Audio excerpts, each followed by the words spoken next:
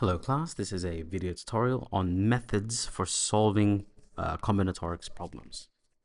So for some combinatorics problems, the solution is not always clear, nor is there a place seemingly to start. For these problems, or really any problem, these methods that I'm about to show you can guide or assist you.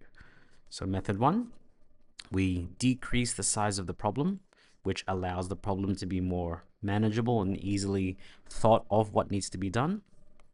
Part two, or method two, is we look at the case or scenario simulation. So it sometimes ties in with method one. And this is just a method that considers each situation of a problem. And method three is known as the stars and bars problems, or you might see it online as dots and dashes or sticks and stones. And this is yet another another method that other problems can be adapted into. Obviously, a combination of these three methods can be used. Often, and usually, it's method one, followed by two and or three. So we'll go straight into an application of method one and method two with this problem. Here we go. Dots are placed on each side of a triangle as shown. How many different triangles can be made by connecting any three dots? Okay, so I've drawn two triangles here, so these aren't normally given, but I'm drawing these two to help us, well, apply method one. We're going to decrease the size of the problem. So here we go. So by decreasing the size of the problem, rather than take a look at 3, 4, and 5 sides, what if there was only one dot on each side? Can we still make a triangle? Obviously, we can. The question then becomes is what if we include another one? Can we now make, well, let's count them, 1 and 2 triangles. Now, I want you to pause there and think, is it possible to make any other triangle than the one that I've just shown? I'll do it again. Let's do it one in orange. There's 1. Here's one in green. 2. Is there any other triangle that you can see be made? Well, in case you have or haven't seen it, the third one is actually here. 1, 2, and 3. Okay, so in this case, I'll draw it here again. So in this instance, we drew we drew a triangle from one dot on each side. But then there was another instance here where we took 2 dots from one side. So let's see if we can draw, I hope it's obvious by this point. Can we draw a triangle if we choose all the dots on one side? Well, if we were to draw this triangle, 1, 2, 3, well, that actually won't work because that is just a straight line. So in this instance, the most we can do is 2 dots on one side. So we can draw these two. So that's 1. So I can connect this one and this one, and that's 2. And so in that instance, I hope you can see that this is now the case-by-case scenario that we have. So by taking a smaller amount, we've seen that we can take 2 instances, 2 scenarios, or 2 cases of this.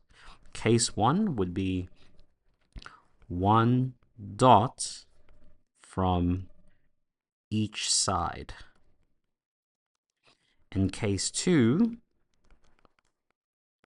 is 2 dots from one side and then 1 more dot from the remaining side.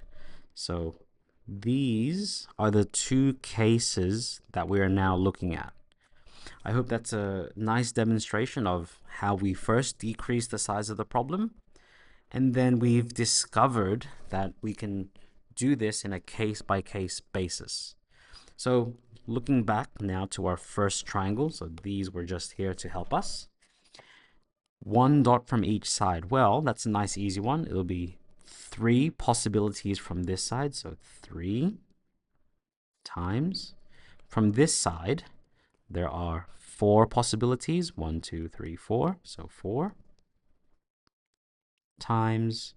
And then in the final side, we have 1, 2, 3, 4, 5. 5 sides. Or 5 dots, sorry. Just grabbing my calculator. 3 times 4 times 5 is 60 triangles in this one. So 60 triangles. But that is just for case 1. Let's take a look at all the different ways we could do this if we chose 2 dots from one side. Now consider that there are actually multiple ways in which we can do this. So I'll demonstrate. So if we chose 2 dots from this side, we can choose any 2 dots. So that's going to be 3 dots, choose 2. So of these 3, choose any 2. Then from this, we're going to multiply by all the remaining possibilities. In this case, it'll be 1, 2, 3, 4, 5, 6, 7, 8, 9. That's 9 possible ways. But that is if we chose 2 dots from this side. But we could also, so adding to this, we could have also chosen 2 dots from this side, in which case that would be 4 dots, choose 2. So 4, choose 2. Of this, so we've chosen 2 dots from here, which leaves us with 1, 2, 3, 4, 5, 6, 7, 8 dots from the remaining sides. And I hope you can see, so we've chosen 2 from here, and then the remaining, 2 from here, and then the remaining. But we could also choose 2 from here, and then the remaining. So in this case, plus, in this case, it'll be of the 5 dots, we choose 2. So 5, choose 2, times the remaining dots, which would be, well, 3 from here, 4 from here, which would be 7. Just going to shift this across just to make my addition easier. I'm going to do this one at a time using my calculator. 3, choose 2, times 9 is 27. Plus 4, choose 2, times 8, that's 48. Plus 5, choose 2, times 7 is 70. Adding all of these up, 27, 48, and 70 gives me 145. And the total number of triangles here is, simply adding these up, 205. And that is the solution to this problem. So I hope you can see how a demonstration of this, we look at the a decreased size of the problem, and then from here we saw a case-by-case scenario.